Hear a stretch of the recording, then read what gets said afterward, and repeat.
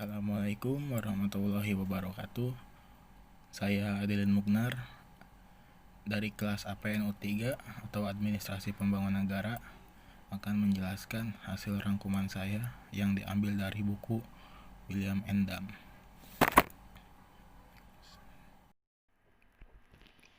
Yang pertama yaitu analisis kebijakan dalam proses pembuatan kebijakan.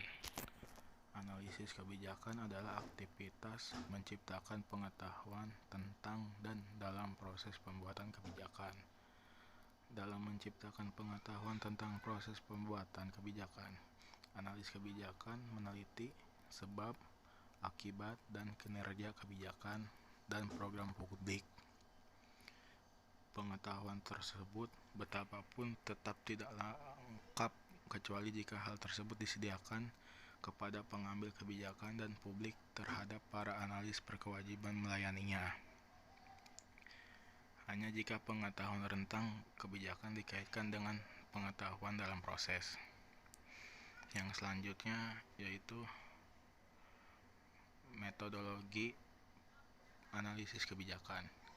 Metodologi analisis kebijakan diambil dari dan memadukan elemen-elemen dari berbagai disiplin, ilmu politik, sosiologi, psikologi, ekonomi, dan filsafat. Analisis kebijakan sebagian bersifat deskriptif, diambil dari disiplin-disiplin tradisional, misalnya ilmu politik, yang mencari pengetahuan tentang sebab dan akibat dari kebijakan-kebijakan publik. Namun analisis kebijakan juga bersifat normatif. Tujuan lainnya adalah menciptakan dan melakukan kritik terhadap pengetahuan tentang nilai kebijakan publik untuk generasi masa lalu, masa kini, dan masa mendatang. Aspek normatif atau kritik nilai dari analisis kebijakan itu terlihat ketika kita menyadari bahwa pengetahuan yang relevan dengan kebijakan mencakup dinamika antara variabel tergantung yaitu tujuan dan variabel bebas yaitu cara yang sifatnya valuatif. Selanjutnya, evolusi analisis kebijakan lebih dari 50 tahun yang lalu telah membuahkan beberapa pedoman, aturan, dan prosedur yang terkodifikasi dan telah disepakati oleh para praktisi. Dalam hal ini, pengembangan analisis kebijakan berbarengan dengan spesialisasi tertentu seperti teori keputusan statistik dapat disamakan dengan psikoterapi dengan ilmu klinis. Sejak tahun 1930-an, keduanya tumbuh pesat secara analisis dan intervensi baru untuk membantu fungsi klien dalam lingkungan yang kompleks dan sulit, seperti juga pertumbuhan psikoterapi. Analisis kebijakan telah mengembangkan inti dasar teori yang kurang lebih mempunyai kaitan logis. Dan yang selanjutnya ada multiplisme kritis.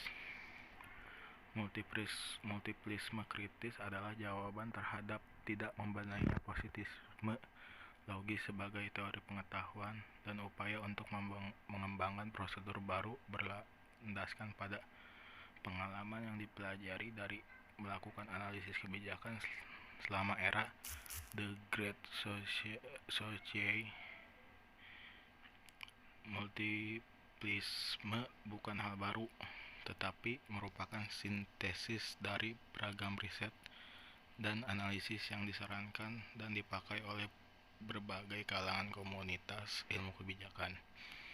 Dalam pandangan multiplisme, plausibilitas induktif merupakan karakteristik dari pengetahuan dan standar utama keberhasilan pengkajian kebijakan.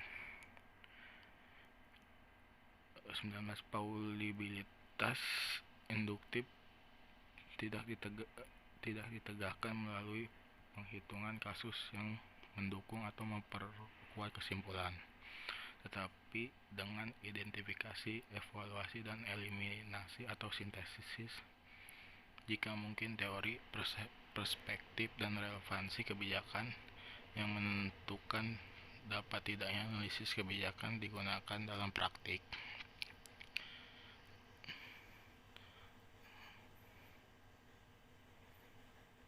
Sekian dari saya. Mohon maaf bila ada salah kata. Assalamualaikum warahmatullahi wabarakatuh.